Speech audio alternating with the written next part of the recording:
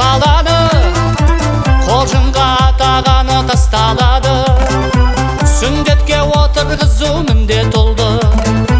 Осылай мұсылмандық басталады, сүндетке отырғызу міндет oldu. Осылай мұсылмандық басталады. Сүндет той әрбір қазақ мәңгі тойласын, батырул аттың құлағында ойнасын. Бірлігі ынтымағы ғасыр жалғасқан, қазағым рухы биік мәңгі жайнасын. Сүндет той әрбір қазақ мәңгі тойласын. Төлебек әкеміздің отбасында болып жатқан тойды бастауға рұқсат деген ағайын болса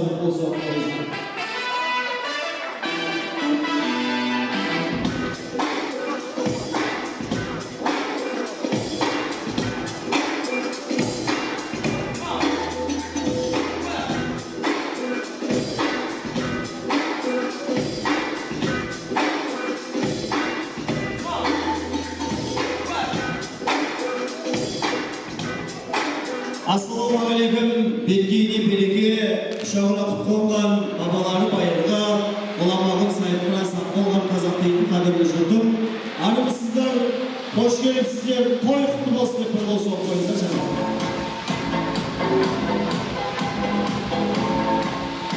Bugün bilgi, kelimetli mezgilde, жақсы bir gezegde, eskilmen belgenin kazanı aynagan çakta, Төртқара елінде ұлы мереке дүбірлі той болып жатыр ғой ағайын. Қуана білмегенге қонбай, бағалай білмегенге бақ қонбайды дейміз ғой әрине. Осы Төлебек әкеміз бен Мадина анамыздың отбасында болып жатқан дүбірлі думанды той деп қуанып келгендеріңізге алғысымыз шексіз. Барлықтарыңыздың бастарыңыздағы бақтарыңыз безгелі болып, той жұғысты болсын деген ниетіміз бар. Той құтты болсын деп тағы бір қол соғып қойсаңыздар артық емес. Жалпайдамыз ғой ағайын, басқа тойды тойланмасаң тойлама, сәбилердің бақыт тойы тойлансын деп. Бүгін мінекей шаңырағымыздың иесі болар, ұрпағымыздың жалғасы болар. Осы атасы мен әжесін, анасы мен әкесін әлдейлеп аялап, елге қараған жүздерін жерге қаратпайтындай қылып, үлкен бір керемет тұлға болып қалыптасады деген ниетпен осы Санжар және Қақтазар батырымызға сіздердің ақ тілектеріңізді, ақ баталарыңызды алайық деп бір керемет той жасап жатырмыз ағайын. Ендеше бір сәтке орындарыңыздан тұрып, қошеметтеріңізді аямай ұрып, бүгінгі тойымыздың басты себепкерлері қос батырымызды ата әжесімен, әке анасымен бірге ортамызға қарсы алады. Құрмет қошеметтеріңізді аямаңыздар ағайын. Көрсетіп әнші дейші бардағының, біз көрдік жиылғанның таңғалуын. Той керемет өтсін десе шақырыңыз. Бегмай тойындастыру орталығын.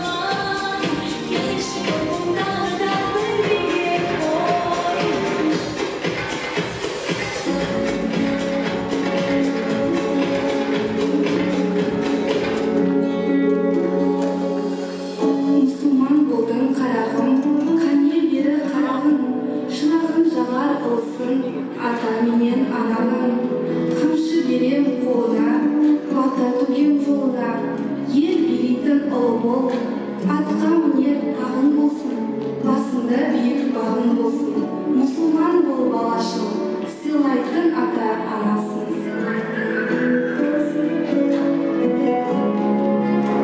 Ұлымыз елін, жерін сүйетін, қадірін білетін, үнемі халқын қорғап жүретін, елдің абыройлы, батыр, қамшысыз азаматы болсын деп, мына қамшыны табыстаймын.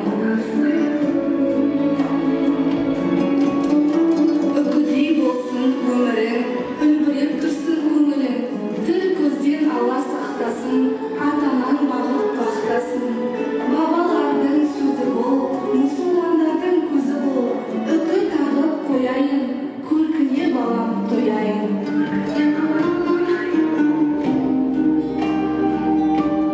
Абай Мұхтар Сәкеннің жолын қуып, білімді де білгір, талантты да талғампаз болып өсуіне кітаптың берері мынау.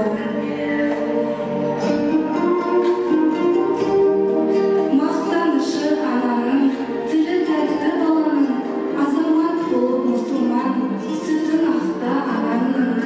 Ұл дегенің шаңырақтың шаттығы, сүндет келу мұсылманның бақыт гүлі.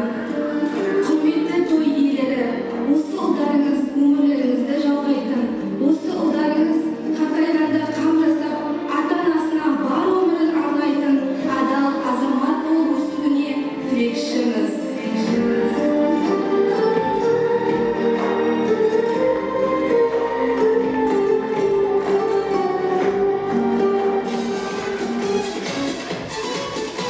Алина Татарай, сіздердің көңіл қошеметтеріңізбен қос батырымызды ортамызға қарсы алып қой. Сүндеттеліп жатқан біздің ішкенде ғана бүлдіршімізге ағашы атасы ат мінгізіп жатыр және ортамызға шақырсақ, елеусін атасын иығына көтеріп, осы баланы көкке көтеріп, халықтан көрімдік жинаса деген ниетіміз бар. Елеусін атасына қол соғып қойыңыздар. Санжарбайдың ағашы атасы.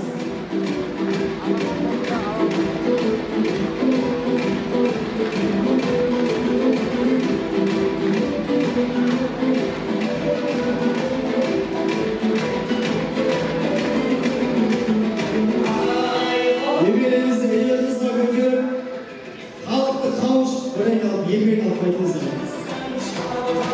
Көрімдіктеріңіз болса дайындап отырыңыздар ағай. Құрмет қошеметші ордай.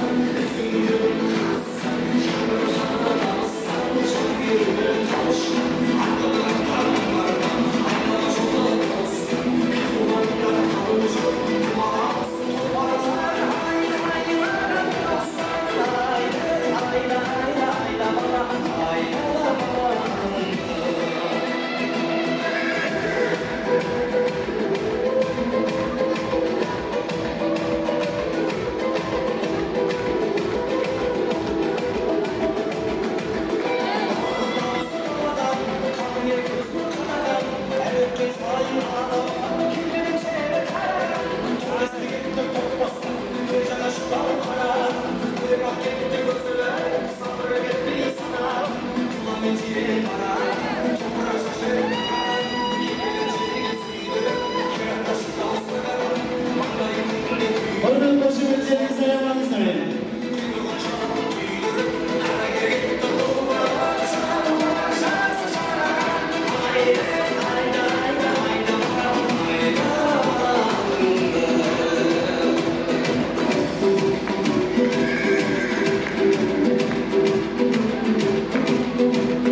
Баршаңызға той қуаныш жұмысты болсын дейміз. Енді нағашы атасының қасына барай, осы бүлдіршінімізге батасын беріп жіберсін, ауымен деп қол жайыңыздар. Осы үлкендеріміздің ат батасымен өсіп өніп көгеріп көктейтін халқымыз ғой ағай. Ой, атасы да пайдаланып бірді аяқшап берген екен. Ал батаңызды беріп жіберіңіз ана. Ауымен деп қол жайыңыздар. Bismillah. Hemen vereyim, üstte olsun vereyim. Ankara'da olsun, yurt başka vereyim. Sadece bakımlı olsun. Sanda baktlı olsun. Ömrü uzak olsun. Yanarına nur olsun. Amin. Amin. Elhamdülillah. Allah kabul etsin diye bize iyisin, güçlülük sunağımıza. Begüm ayı toyunda sunu ortalığına bol sokmayı sana. Kasta kafasına şayga saygısı güzel olan. Begumay toyunda sunu ortalığına.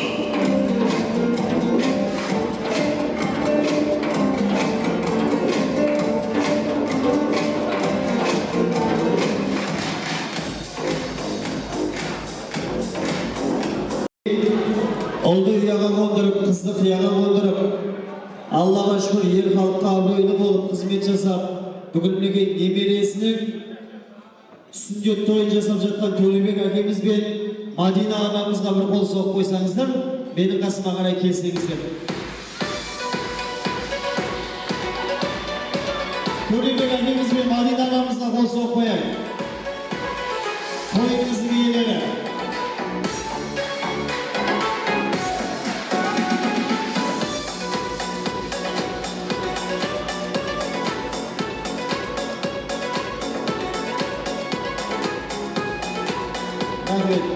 Ана Мадина анамыз енді Аллаға шүкір жылда той жасап жатыр ғой. Шапалақ ұрмаса шықпаймын деп жатыр енді бұл кісі.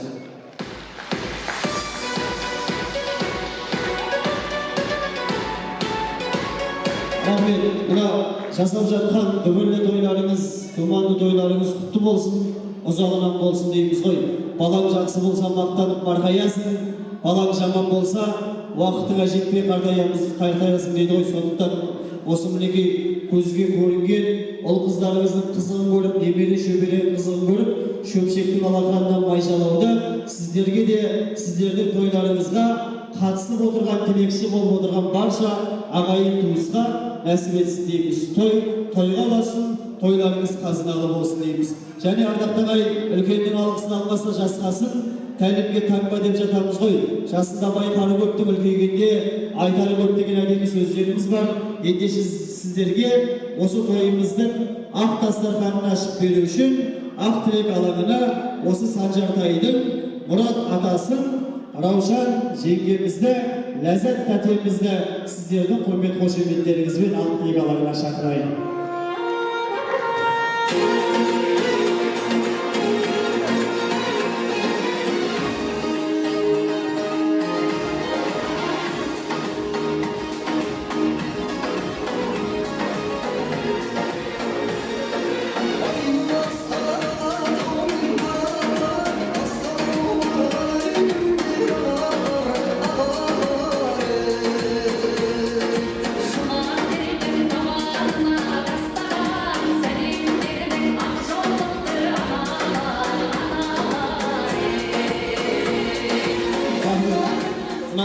Елдеріңізде, әулеттеріңізде болып жатқан той құтты болсын. Баршаңызға жұғысты болсын, шаңырақтарыңыз, шаттыққа, босағаларыңыз берекеге толы болсын дейміз. Сіздердің әулеттеріңіздегі, елдеріңіздегі болып жатқан той деп, сүйіншілік келіп, тілекші болып отырған ағайынға ақ тілектеріңізбен ақ дастарханымызды ашып берсеңіздер. Құрметті тойлы жанған тойшы қауым, бүгін міне біздің қос немереміздің, яғни үлкен Санжаратты немереміздің сүндет тойы, кіші Хақназар немереміздің тұсаукесер тойы жайылған дастарханына қош келдіңіздер деймін. Адам өмір келгеннен кейін ерлетеді, өмірдің жарын іздейді, өмірдің жарын таңдайды, сөйді өмірдің жарымен тату-тату бақыт өмір сүреді. Сол тату-тату бақыттың арқасында өмірге сәбилер келеді. Сол сәбилерді ата-әжесіне немере қылып сыйлаған ұлым Мейірманмен келінім Айданаға рахметін айтамыз. Дені сау болсын, бұрымне тойдың көсті болсыздар. Өмірде ең қымбат уақыт бұл. Алтын уақытқа бағалайды. Алтын дегеніміз ол мысалы қолдана сақина, сырға, білезіктеріңді, моншақтарыңды алтын болса кәдіммен өндіріп сөйтіп жыртыратасыздар. Сол сияқты уақытта зор алтын әрі секундын уақытын бағалай білу керек. Уақыт қайтып келмейді. Біздің жастық сияқты, жастықша кетті, қайтып келмейді, сол сияқты уақытты да бағалай білуіміз керек. Әркімнің қуанышына орта таса білейік, әр отбасында той болсын, еліміз аман, халқымыз бай болсын дейміз. Той қыласа берсін.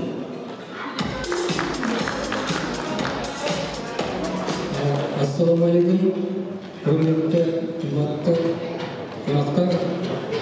Біздің ағымның жеңгеміздің отбасындағы қуанышына ортақтасып атсалысуға келген сіздерге осындай той барлық отбасында жұғысты болсын. Мына қос бүлдіршін бақытты, шуақты, жақсы балалық шақтарын өткізсін. Ата-енесіне оқудағы жетістіктерімен қуанта берсін. Дейміз. Барлықтарыңызды осы ағамның отбасындағыдай қуанышты дастархан басында жолға жассын.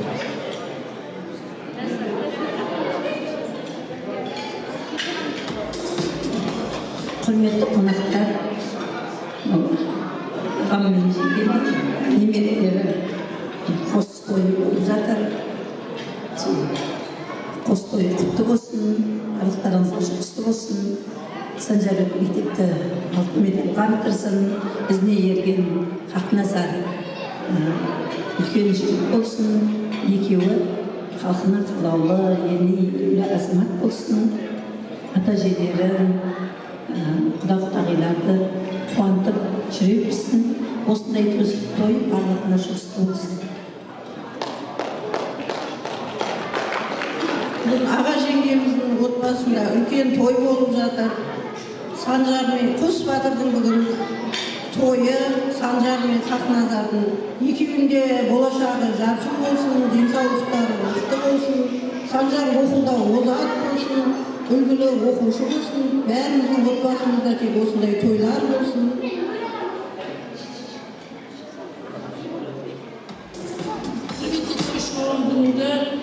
Біздің ондай үлкен тойға қош келдіңіздер деймін. Сіздерге жұғысты болсын. Құдайға шүкір. Балалар жақсы өсіп келатыр. Аманшылық болсын, дендері сау болсын балалардың. Сіздерге де осындай жақсылық жұғысты болсын. Қош келдіңіздер тағы. Мынау біз таныстырып өтейін, айбеттеңіздер. Түгел өзі төрт ағайынды қайным Мұратбек, қайынсіңлім Байконурда, қазақ тілі әдебиет, мұғалім, жақсы сөйлейді деп табалап аты Ләззат деген. Келінім Жалағаштікі, қайным кеше Рауша, таныстырып өткенім қайын жолымыз.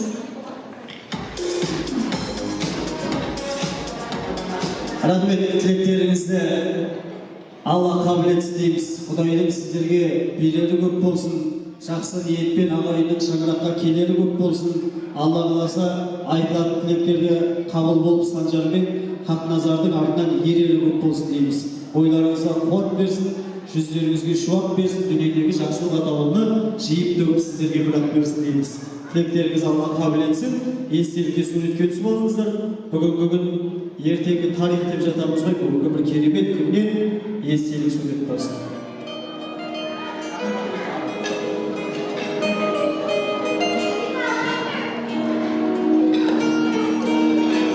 Дастархан басына жайғаса беріңіздер.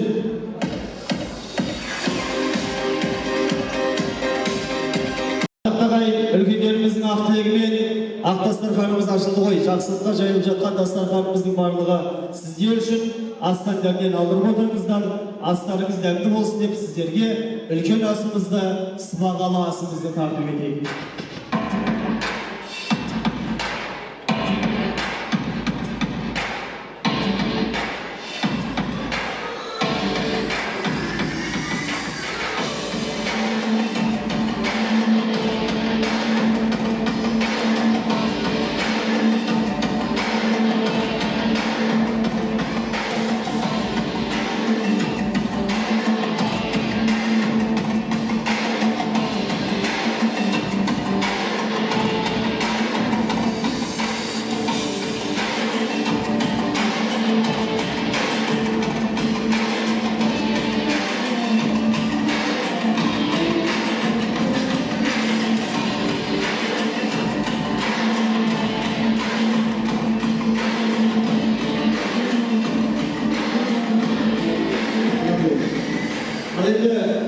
Ardaқты ағайын Асқан әмін алып отырыңыздар.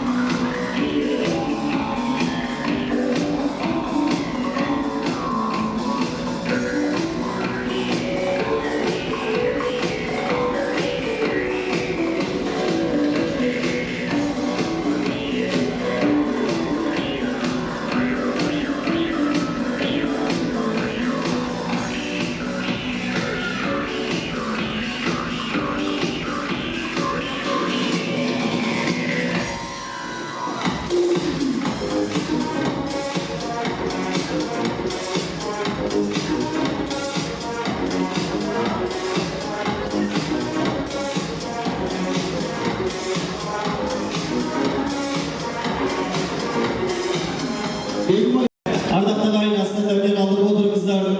Той баршаңызға жұғысты болсын деп жатырмыз ғой. Жалпы тойдан тобықтай дейміз. Тойға келгеннен кейін осындай той маған да Алла тағала берсін деген ниетпен, шын ниетімізбен тілекші болып, ниеттес болып келетініміз анық қой.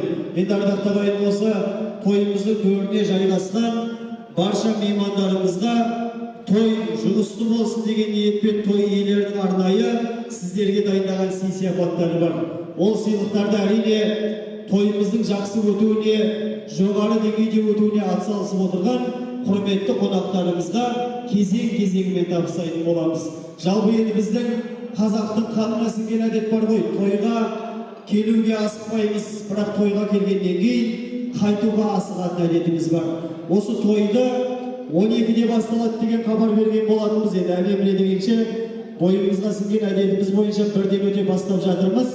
Дегенмен де сағат 12'de той басталып кетер деген ниетімен осы тойымыздың төріне ең алғашқы келген қонаққа арнайы біздің сыйлығымыз бар. Жаңагүл құдағайымызға бір құрмет қошемет көрсетіп қойсаңыздар, ортаға қарай келіңіз апа.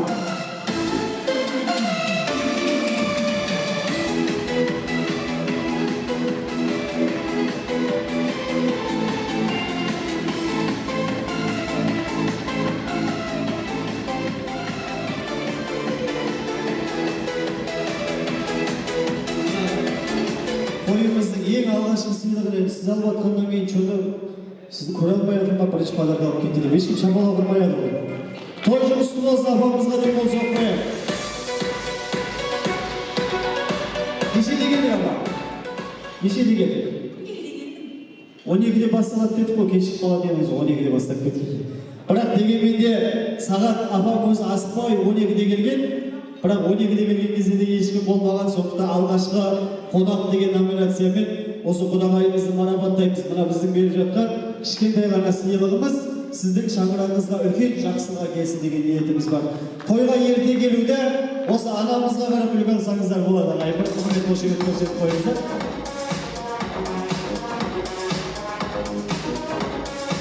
Жаңа қос батырларыңызды сіздердің қошеметтеріңізбен ортаңызға шақырып тойды бастап жатқан кезде де кейбір қонақтарымыз енді келіп жатты ғой ағайын.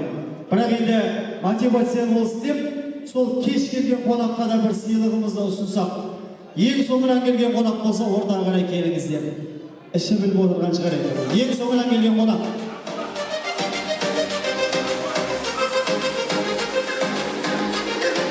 Ең соңынан келген қонақ болса келіңіздер.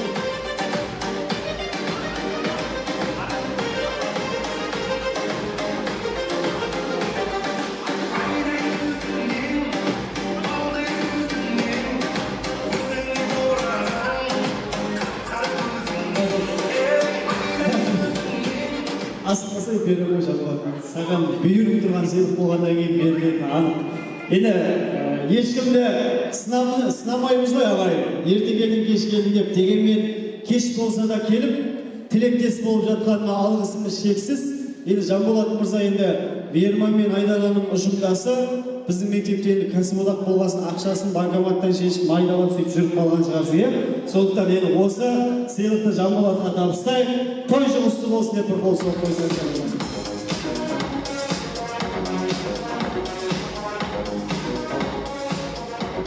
Рахмет. Енді ардақты ағайын тағы да бір керемет сыйлығымызды ұсынсақ, мына жалпы Төлебек әкеміз бен Мадина анамыздың шаңырағында болып жатқан той деп Алтай мен Атыраудай атырапты, сыр өңірі менен арқадай шартарапты шалықтып, осы тойымызға Қазақстанның түкпір-түкпірден келіп жатсыздар ғой.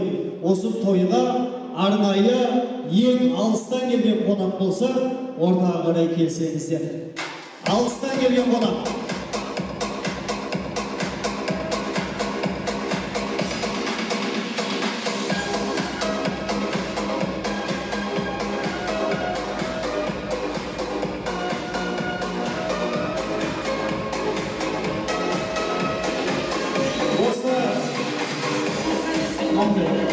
Осы той деп арнайы алыстан келіп жатқан қонақ болса ортаға қарай келіңіздер. Енді менің қолымдағы спискіге байланысты Оралдан келген қонақтарымыз бар екен, Ақтөбеден келген. Соның енді қайсысы алыс, өздеріңіз білетін шығарсыздар. Енді біреулеріңіз келіңіздер, арнайы сыйлығымызды табыстайық.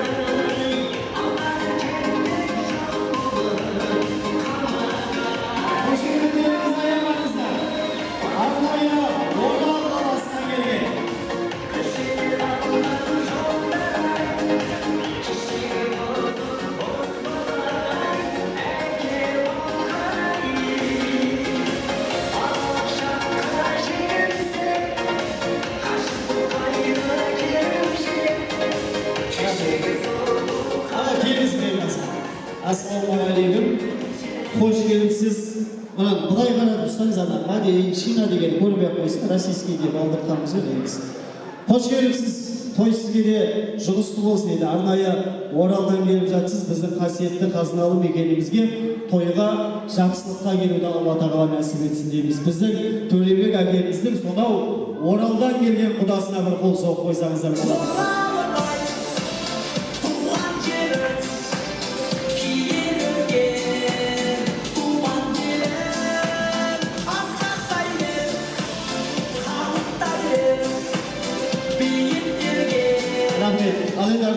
Қалған сый-сияпаттарды кезең-кезеңімен енді қолдан келгенше барлықтарыңызға таратып беретін боламыз әрине. Барлық адам Мұхаммедтің үмбеті, басқалардан жоғарылау құрметі, тойға келген әр мұсылман адамның тәп-тәттігіп тілек айту міндеті дейміз ғой.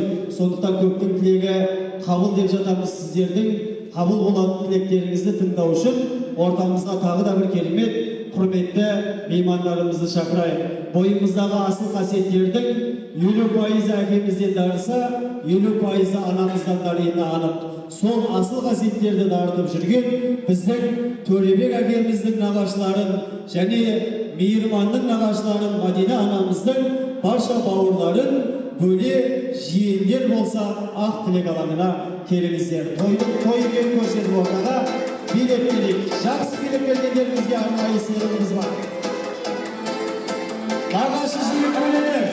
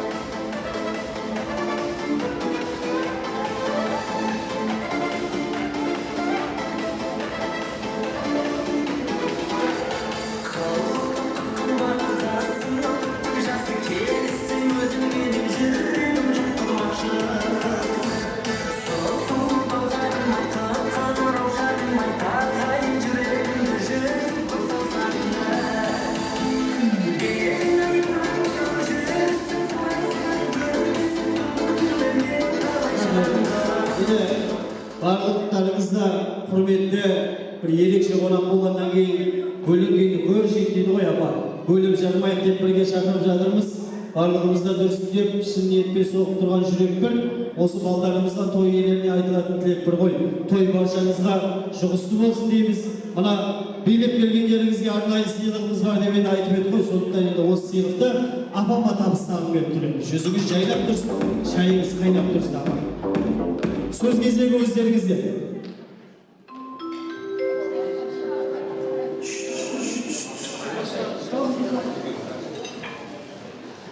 Құрметті тойға жиналған қауым. Бүгін бір кереметтей тойдың куәсі болып отырмыз. Айтады ғой, бір той жасап баласына бере алмай, қанша адам өтіп жатыр дүниеден. Сондықтан да мына Төлебек Мәдинаға көп рахмет. Екі баланың басын қосып, үлкен осындай тойханада той жасап, ағайын туысқанның, құда жекжаттың, бауырларының, жора-жолдастарының бәрін басын қосып жатыр. Рахмет сіздерге. Мына бүгінгі Санжар баламыздың мұсылман болып мына өмірге қадам басқаны құтты болсын. Одан кейін Қарназар баламыздың сау бесіп жатыр, ол да құтты болсын. Екеуінде дені сау болсын. Мына Мәдина менен Төлебек жақсы жағынан көрініп, қызметін жасай берсін. Дендері сау болсын. Осы той сіздерге де жұғысты болсын. Барлықтарында осындай тойда жүре беріңіздер, айналайын. Бақытты болыңыздар. Көп рахмет Төлебек Мәдина. Сендерге жақсы той жұғысты болсын. Қазақта айтады, 20 жылда ел жаңа, 40 жылда қазан жаңа. Кезінде біз қызметтің осы төлеу бар, мекен бар, осы тұрғандардың бәрі шауып жүрген ақсақалдардың алдында. Бізде неге үлкен қалыппыз. Мынау қос бүлдіршілеріміздің тойы құтты болсын. қанаттан қалмасын, өрісі кең болсын деген, мынау аты мәке түкі болғанмен де заты мәке мейман қайда мейман? Негізі сол болды. Өткен бірінші мәке мен түгі екенді айтып кетті, ол дұрыс болмайды негізі. Сондықтан да қайда мейман қайда? Мейман мен Айдананың тойы екі баламыздың мінекей. Біреуі тұсауы кеседі, екіншісі сүттен көтеріп жатыр, мұсылмандық жасқа келіп жатыр. Құтты болсын, некеден жетсін, аттерлерді мынау оралдан құдаларымыз келіп жатыр. Қақназар мен Санжардың нағашы аталары мен нағашы әжелері келіп жатыр. Қадамдарыңызға сіздердің нұр жаусын Аллах Тағала. Өзбек халқында бір әдемі кеп бар. Бізде сіздердің тойларыңызға бар қызмет етейіктер. Аллах Тағала соған жазсын сіздердің тойларыңызға қызмет қылуға. Неге көптеген халық жиналып жатыр. Жалпы қарап отырмын, мәкендер өзінің бұрынғы демей, ескі демей, ұжымдастарын алып келіпті. Түгіске де болған ұжымдастарын көріп қойып, әсіреп қалдыңызға көке, нағашыларын былай қарамастан әр жерден келіпті. Мәкеннің бүкіл коллективге басшысы бастап, сізге деген құрметі бол. Басшы деген кез келгендерге бара бермей, орны ерекше. Сондықтан да мынау Мәке, сізге де рахмет айналайын. Бүкіл ұжымын ертіп келіп отырсын деген түрде. Тойда жастар өткізейік, естік алатындай бір той болсын. Қағайтамын, қос бүлдіршеніміз аман есен болсын. Атасының емес, адамның баласы болсын. Адамның баласы. Абай атамыз айтады, жаңағы бала деген адамның бір жақсы ұрпақты жалғасы дейді ғой. Не тұрған мен де өте келерде тұрғаным, не үшін келдік өмірге? Ұрпақ үшін келдік. Сол ұрпағымыз аман, дендері сау болсын, еліміз аман, жұртымыз тыныш болсын. Рахмет сіздерге.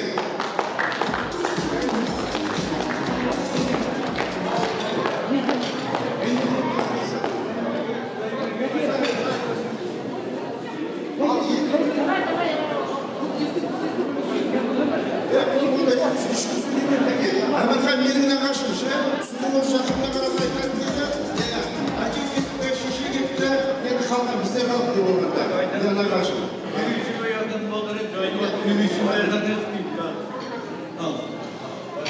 Ассалаумағалейкум, тойға келген қауым.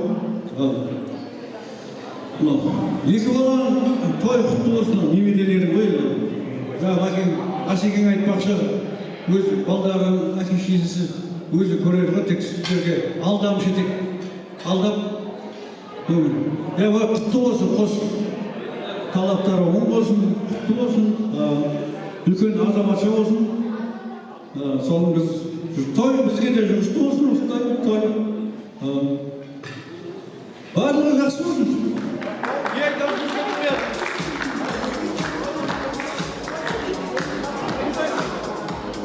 Рахмет еді. Осы неке қосыласыздар ма? Сөйлемейсіздер ғой? Тілектеріңізді Алла қабыл етсін. Сөйлемеген үшін апа сізге беріп қояйын. Іштей тілексіз болып тұрсыздар ғой. Астарыңыздан бақ кетпесін, астарыңыздан тақ кетпесін. Осы тойға деген шашуларыңыз болса табыстап, құттықтап қойыңыздар. Қалталарыңызға қалып кетпесін. Сый-сияпаттарыңызды табыстап, естелікке суретке түсіп алыңыздар.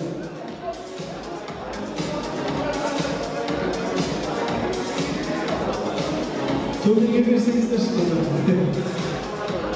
Естелікке суретке түсіп алыңыздар еді. Төбеге әкеміз бен Мадина анамызды қастарыңызға алыңыздар.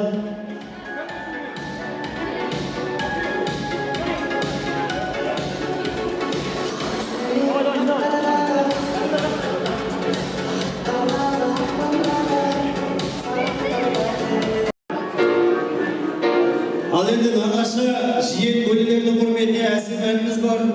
Тойдың сәнін бейменен дейміз ғой, ағайын. Ортаның көрген беймен келдіріңіздер, ерекше билеріңізбен көзге түсіп жатсаңыздар, арнайы сыйлығымыз бар. Нағашы жиен бөлелердің құрметіне. Жастар, достар, ұшықтастар, ажет болғанlar бірге жылай.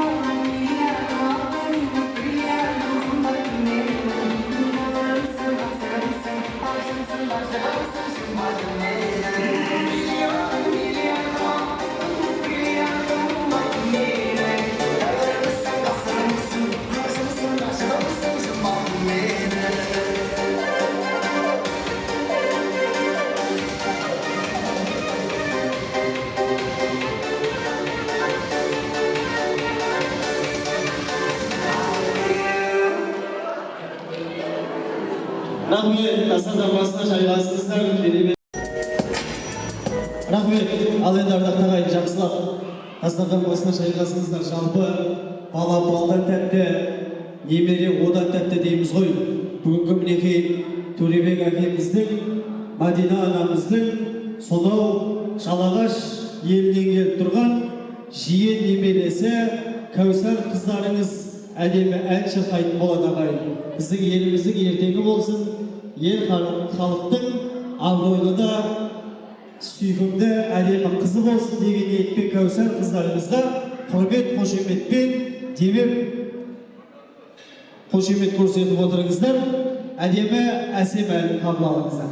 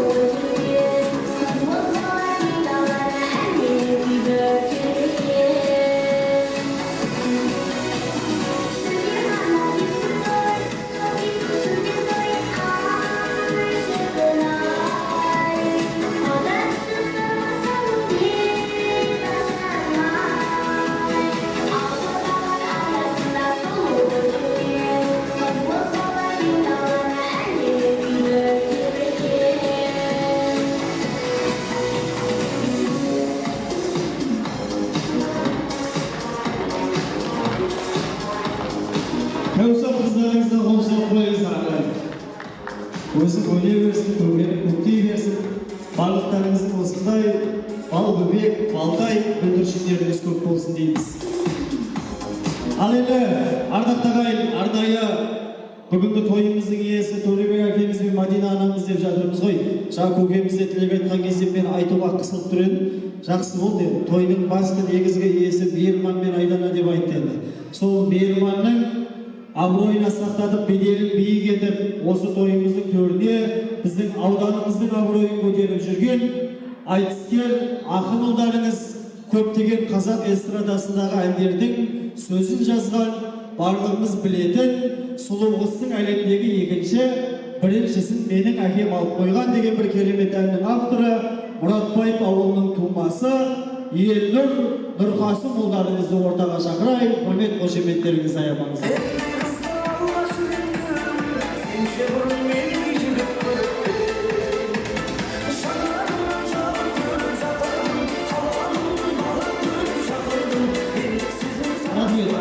Арнайы Мейірманның білім саласындағы әріптесі бір жағынан енді бұл жігітте Төртқараның баласы, сосын Төртқараның тойында қазақилықтың иісін шығарып, қара домбырамен өзімнің жүрек жарды арнауымды жылы лебізімді айтайын деп орталарыңызға шығып жатыр ғой ағайын. Құрмет қошемет беріп, ақынға шабыт беріп отырыңыздар.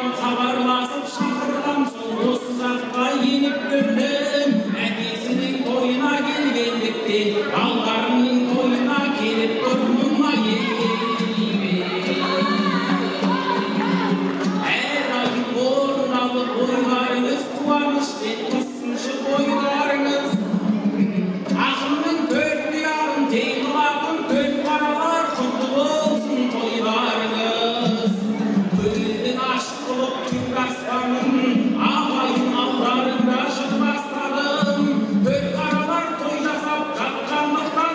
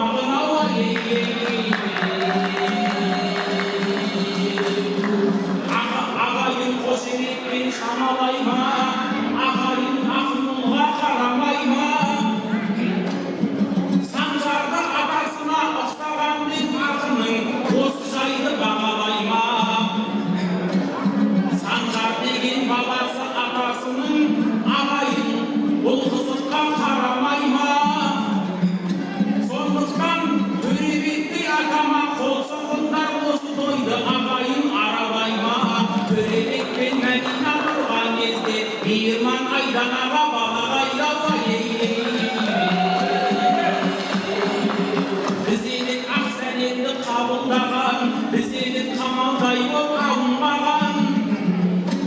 Той төрінде ұстаздар отыр деді, баланың ақ сәлемін қабылдаған. Және де су бөлімі келген екен, ағайын жақынсыңдар бәрің маған. Және де достар үшін қол соғатын, мейірманның достары жалындаған. Ақының арнау айтса ақыл дерсің, ағайын тілек айтса мақұл дерсің. Санжар мен Хақназардай балаларың, ұлы ақын Абайдай хәкім болсын. Төлебек атасына ұқсап туып, ағайынның бәріне жақын болсын. Қазалы батырлардың мекені ғой, бір тілекті айтсам елім мақұл дерсің. Кеше ғана әлемді мойындатқан Айдос Сұлтан Ғалидай батыр болсын. Ағайын өлең жырдан алдырып қой, және де қошеметпен қамқылып той. Санжар 149-да оқиды деді, ұстаз берген білімде мәңгілік қой. Батыр ағай басқарған бұл лицейдің есімі ауданында жаңғырық қой. Санжар бала лицейден тәлім алса, үлкен тұлға болуы заңдылық қой. Қалайша ақ көңілім абай болсын, қалайша пәк көңілім сарай болсын. Осымен арманымды аяқтайын, әрдайым бейбітшілік заман болсын. Дос балаға әкеңнің жолын беріп, әрдайым сыйласатын қадам болсын. Санжар менен Хақназар кім болса да, Төлебек атасындай адам болсын. Жігітейдің тілектің түбін іздер, бағасын сыйластықтың біліңіздер. Осымен арманымды аяқтайын, өмірді тек қуанып сүріңіздер. Сөз соңында бәріңе айтар тілек, құлақты тағы да бір көріңіздер. Базарында бақыттың ғұмыр кешіп, назарында Алланың жүріңіздер.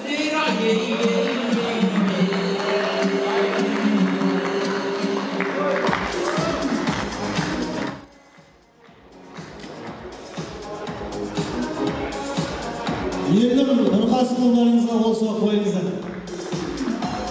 Көңілден қара домбырасымен әдемі жыр арнап жатқан ғой барлықтарыңыздың ұлдарыңыз тұлымды болсын, қыздарыңыз бұрымды болсын, көзге көрінген ол қыздарыңыздың, жұлдыздарыңыздың қызығын көріп, қуанып, керемет бір ғұмыр кешуді Алла тағала баршаңызға нәсіп етсін дейміз. Енді біздің Төлебек әкемізге, Мадина анамызға қол соғып қойсаңыздар, мен қасынан өткенімізді.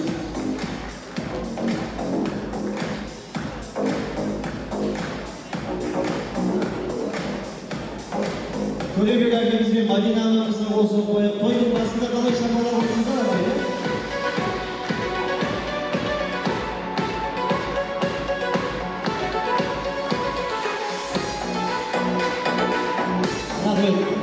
Шаңырақ көтергендеріңізге неше жыл болды?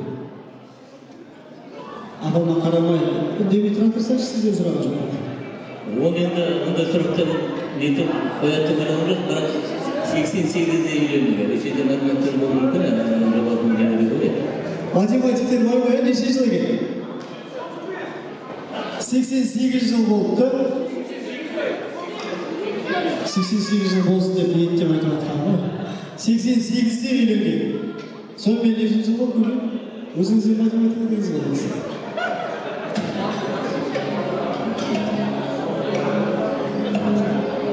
Неше болды?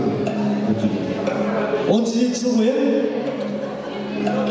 бір кереметтей махаббаттары мәңгі болсын, бір жастықта қартайсын, ақсақалды ата, ақжаулықты ана болсын деп бір қол соғып қойыңыздар. Алла тағала барша адамды жұп-жұп болып жаратады ғой, сол жұптарыңызды Алла жазбасын дейміз. Тек өлшеулі өмірдің өнегелі тұлғасы болып ғұмыр кеше беріңіздер.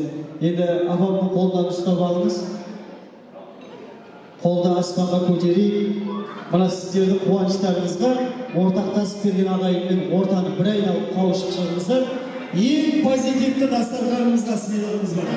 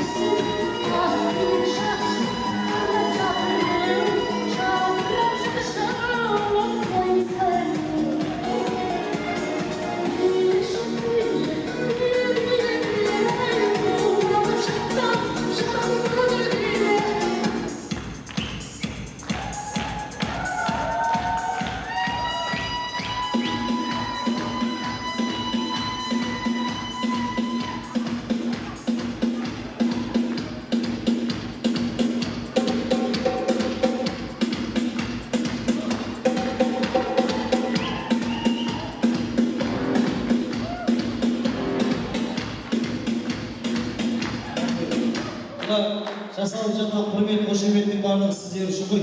Жалпы адам баласы дүниеге келгеннен кейін бір 20 жыл ары кетсе 30 жыл ғұмырын өзіне арнаса, одан кейін ұлым ер жетсе, қызым бой жетсе, ұлым яға қонса, қызым қияға қонса, балдарым бақытты болса деп бар саналы ғұмырын ұл қыздарының өміріне жақсы ғұмыр кешуіне арнайтын бір текті қазақтың ұрпағымыз ғой.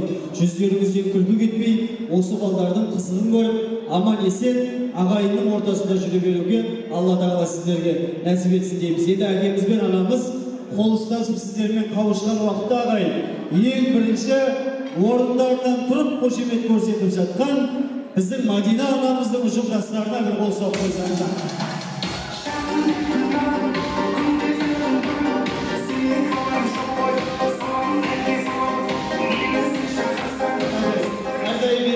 Елімізді үстемет, беделімізді биік етіп жатсыздар ғой. Енді сіздерді көп шаршатпайын аға.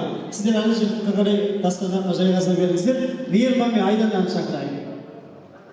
Танитындар бар ма?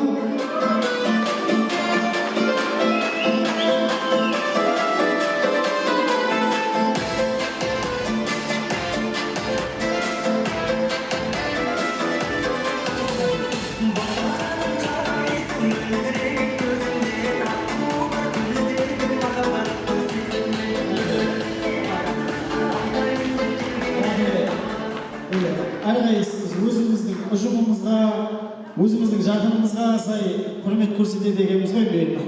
Жаңа Мадина апамыз шыққан кезде водоканалы бірінші тұрып еді, ол кезде 299 тұрған жоқ бар. Мейірман мен Айдананы шақырып едім, енді өздерінің ұжымдастары тұрып жатыр. Неше жыл болды мейірман отасқандарға? 7 жыл болыпты ағайын. Алла тағала бұл кісілерге де ұзақ ғұмыр берсін, бір жастықта қартайсын деп бір қол соғып қойыңыздар. Енді экраннан бейне көрсетіледі ағайын. Экранға назар аударыңыздар. Сол бейнені қайталап орнымызда отырып, бір керемет ерекше бидің өрнегін көрсетесіздер. Кімнің жақсы билегенін екеулеріңіз ақылдасып па, әлде өзің айта бересіңдер. Кім үйле бастық? Өзің айта беріңдер. Кімнің жақсы өнер көрсетіп отқанына қарай сыйлықты табыстайтын боламыз. Әділ болсын, әділетті Қазақстан деп жатырмыз ғой. Экрандағы бейнені қайталайсыздар ағайын. Бірінші біздің бейнені қайталайтын оң қанатта жайғасқан ақ дастарханымыздағы меймандар. Сіздер мыналардан қарап үйреніп алыңыздар. Екінші бейні қайталайсыздар. Ал кеттік. Мейманның ұстастары.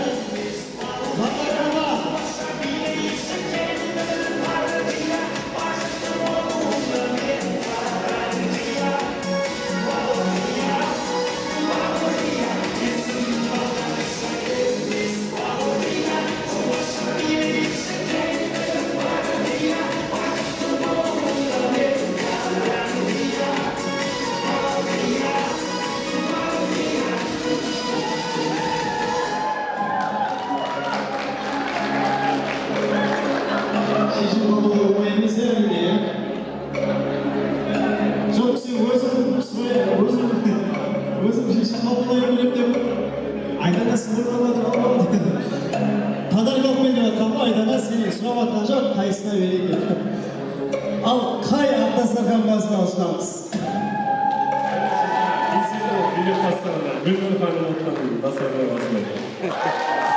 Ең бірінші ақтастарханымызға жайғасқан біздің 249 мектеп лицейіміздің ұжымдастары Гүлнұр апайымызға ұсынайық деп жатырмыз. Ортаға билеп беріңіз.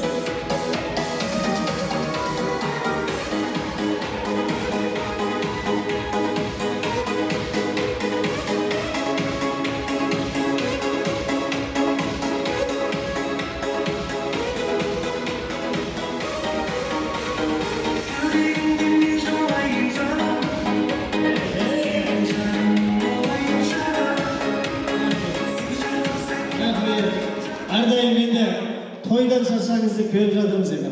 Билеп деп айтуға да қысылып жатыр қой енді. Жоқ, Айдана мен қасыма келсей, басқа ештеңе сұрап жатыр. Енді мына жақ біздің Айдананың тобы болады. Айдананы сыйлап келгендеріңіз болса, өнерлеріңізді көрсетіңіздер, өзің папа-мама достарымен араласып жүрген. Келген кезде шай тамағын дайындап беріп жүрген нағашыларымыз бар, бәрі өзіңе жақын адамдар. Ал кеттік, экранға назар аударыңыздар. Айдана үшін құрметті қошемет.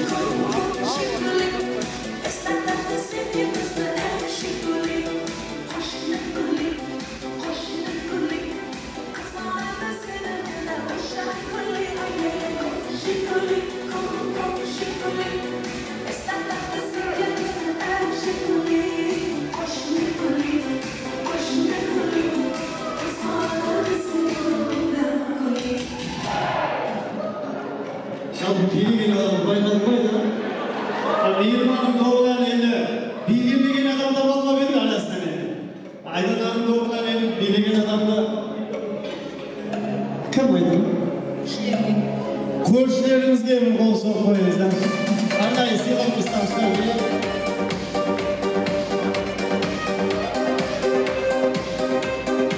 Марат апамыз болса орынға қарай келіңіздер, көршілерге айтамын.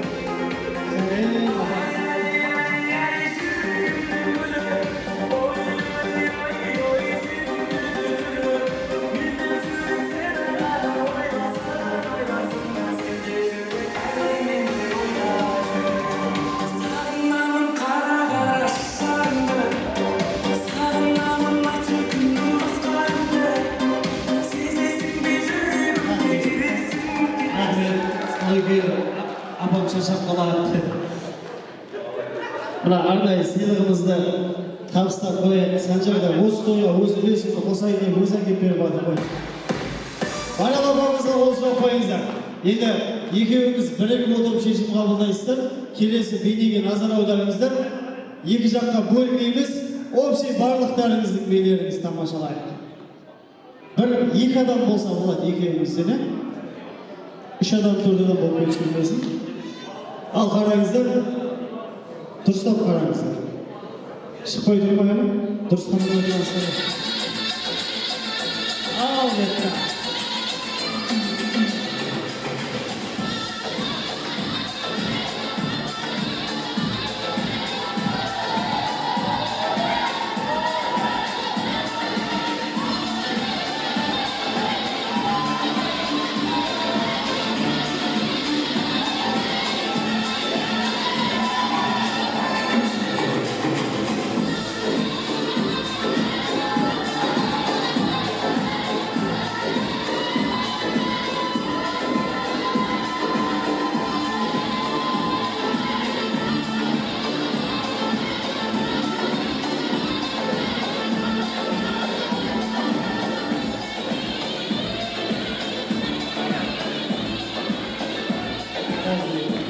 Baktık basımıza yaklaşık vermeyi diyoruz. Belediye'mizin bile bakmak diyecek. Şişkin oğulda olmayı mesela.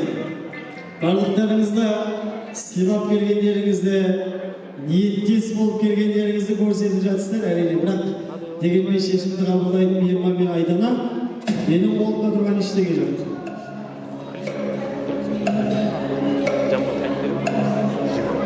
Әмірхан нағашымызға болсын қойыңыздар. Және, рахмет, және екінші сонда ұтты ма? Араларыңыздан дұрыс жіберсеңіздер. Екінші Ақтастан қағазы.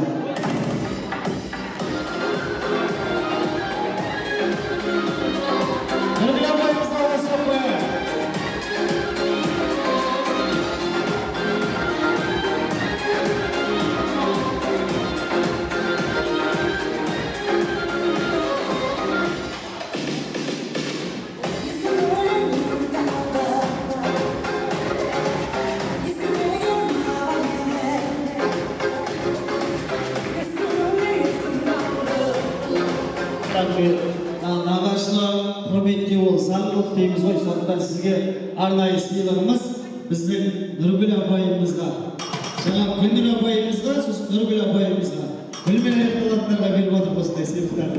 Көп-көп рахмет, дастархан басына жайғаса беріңіздер. Айдана жаңа тағы бір сыйлық беріп жіберсеңіз, кетемізден болады мейірман. Мына столды көтеріп, басына дейін көтеріп, көрдіңіздер ғой, мейірманның достарының құрметі ерекше. Сондықтан енді осындай Алла қаласа өмірлік серігін жолықтырып, бір басы екеу болып, ұлды қызды болып осындай той жасауды Алла нәсіп етсін деп Бақытбекке табыстап қояйын.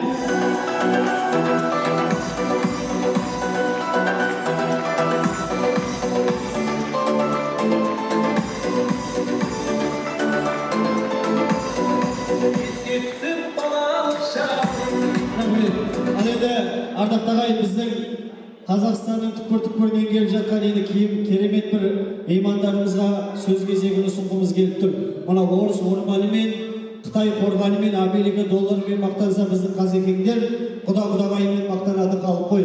Сондықтан енді біздің Төребек әкеміздің ұлан атты баласының ата енесі сонау Орал қаласынан келіп жатыр. Және біздің Айдана келініміздің ата-анасы Ақтөбе қаласынан келіп жатыр. Және басқа да қыз берісіп, қыз алысқан құда-құдағайлар қауымы Ақ тілек алаңына келіңіздер.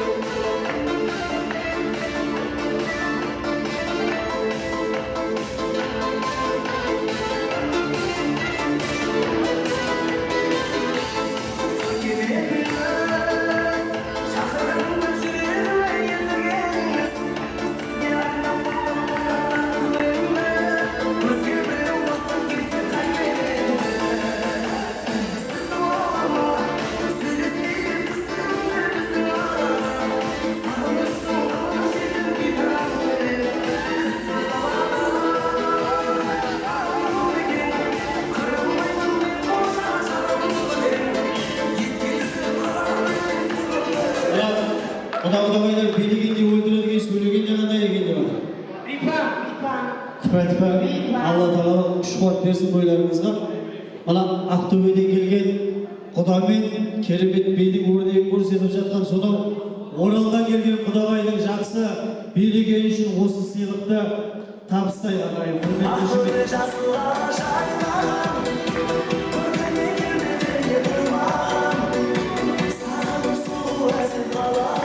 Ал қош келіпсіздер дейміз. Той баршаңызға жұғысты болсын дейміз. Енді батыстан келгені көріп тұр ғой ағайын. Барлықтарының жүзі аппақ бір керемет жадырап жайнап тұрсыздар. Енді сол бермен қарай жаймен қарая береміз. Шымкент жақтан келсе осы қап-қара құдағайлар келеді.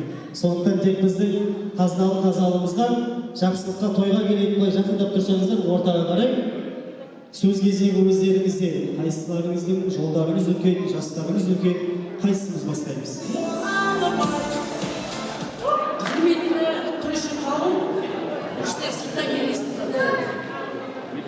Мен өзім таныстырып жібергім келіп жатыр, құрметті де сүйікті құдағайларымды. Бірінші тұрған менің арымның ата-енесі Оралдан келген кісілер осы, ажалдың бізбен болғасы. Екінші біздің Ақтөбеден келген деп жатыр, құдағайларымдар. Ең сырттан Айдананың мама папасы. Гүзия құдағай, Талғат құдағай, Уральский. Одан кейін Төкемнің туған нағашысы ата Әділбек, Рухан бүгін кісілерге үйде қонақ болып жатыр. Едінші болғасын әрі оқушысы Бақытты құдағай, Серді құда, сол қайнының құдағайы. Біздің құрметті қонақтарымыз болып жатыр. Сондықтан Әділбек қайным мен Аруханның құда-құдағайы біздің сүйікті бүгінгі құрметті қонағымыз болып жатыр. Одан кейін менің марқұм болып кеткен Нағима апамдар, соның құдағайы Жанаған жездемен Нағиманың құдағайы жарқын үлкен мінекей елімізде бірге өсектен бірге қылып жүрген жайымыз бар. Қош келдік құдағай. Сен кейін Ақтөбеден құдағайымның Айдананың мамасының туған сіңлісі бірге келіп отыр бізге. Қалдығыз жолдасы Қалымжан. Сосын бізде Аяну деген сұлымызбен бірге келіп отыр. Осы өзімнің үш балам бар. Үш баладан тарағандар қызымның ата-енесі Астанаға белгісінде жол жүріп кетті. Негізгі менің соны білесіздер. Артында осылар.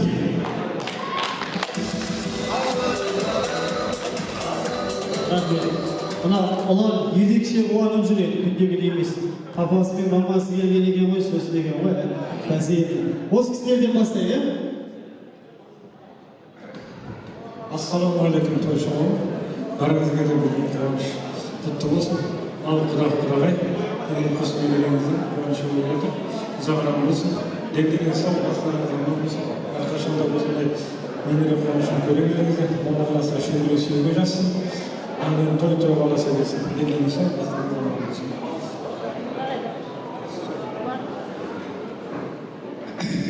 Ал көрметті бүгінгі пішпек тойға жинаған тойшы қауым Санжардың пішпесі сүндет тойы құтты болсын. Жақсылығымен, қуанышымен жалғассын. Немеремізді ел танитын азамат болсын. Құтты болсын пішпек, құтты болсын сүндет той, мұсылманға міндет той. Пішпеге отырған баланы азамат болуы міндет қой.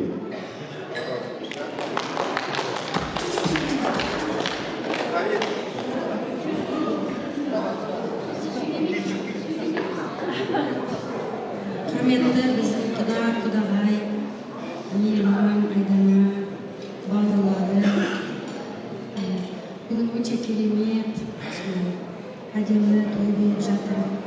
Санжарымыз сүндетке отырды, мектепке барды. Бәрі құтты болсын, дені сау болсын Санжарымыздың. Бақытты бала болсын, оқуда озат оқушы болсын, достары көп болсын.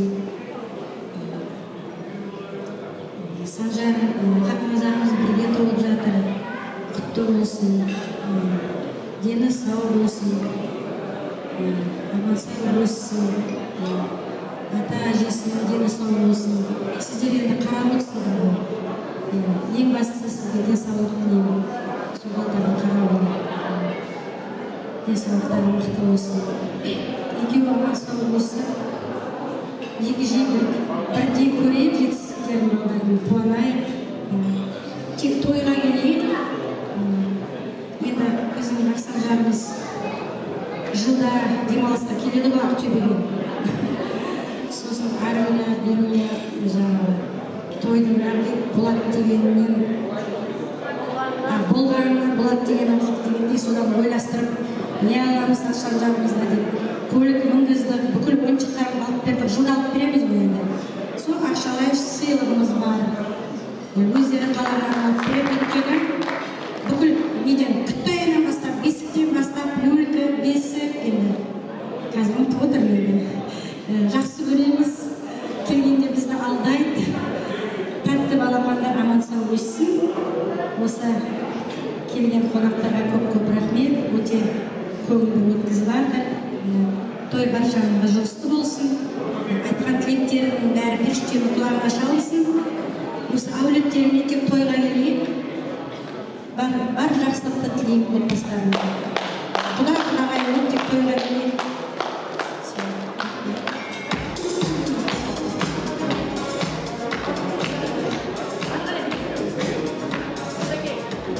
Ассалаумағалейкум тойшы қауым. Мәке, төке, ұлымыздың өмірге басқан қадамы құтты болсын. Сүндет қос немереңіздің мұсылман болған сүндетке отырған тойда құтты болсын. Екен азамат болсын. Баршамызға той жұғысты болсын. Немере шүйеге шет-шет нәсіп етсін. Бәрін осы тойда қуанышымызда бас қосып жүре берейік. Той қаласын.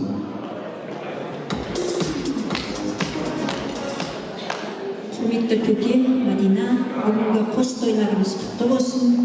Аллаға шүкір, қызды қияға, ұлды ұяға қондырып, енді немеренің қызығына жетіп жатсыздар. Шөбере шөпшектің қызығына жетіңіздер.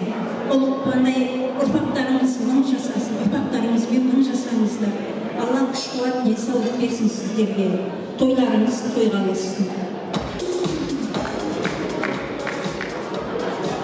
Қайырлы күн, қош қауым. Құдағай Кудагай, Мейірман, Айдана, бүгінгі қуаныш тойларыңыз құтты болсын. Санжар сүндікке отырып, мектеп талабының аттағадыр құтты болсын. Оқуда озат құтты болсын. Хақназарымыз 1 жасқа толып жатыр. Бұйырса сау кесіледі, ақ жол тілейміз, ешқашан сүрінбесін. Өмір жастары ұзақ болсын балапандардың. Дендері сау болсын, қашанда қуантып жүре берсін екі жақында. Барша тойшы қауымға пейілім, отбастарыңызға амандық, дендеріңізге саулық, сіздерге де осындай той жұғысты болсын, той жалғасын таба берсін, той құтты болсын.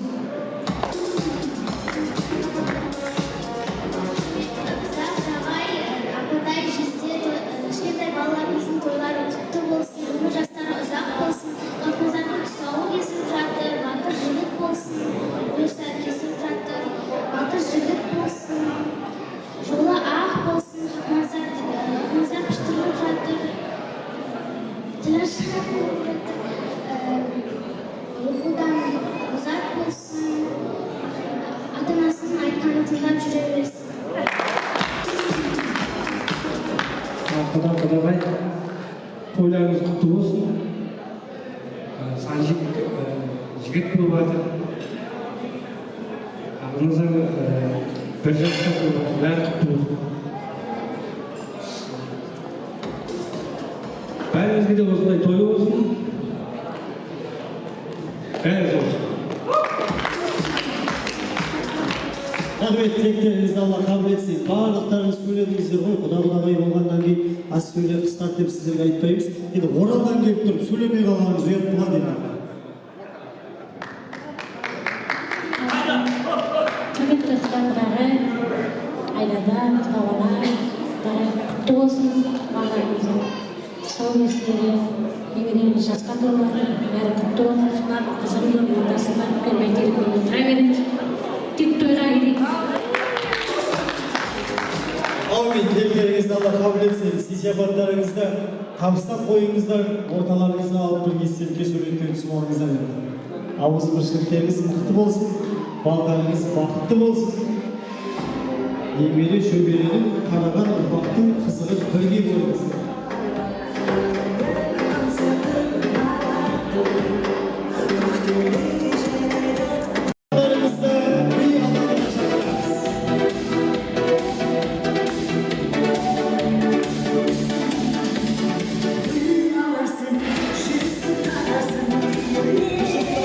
Dostlar,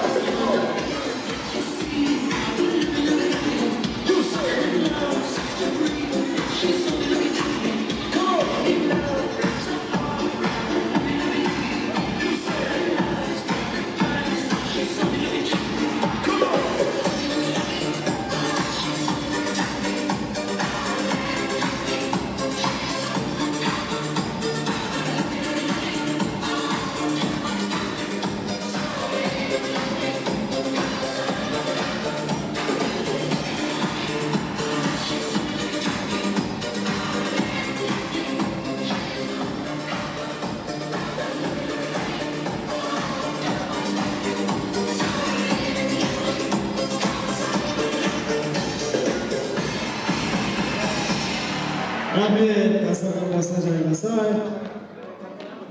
Keremet belirli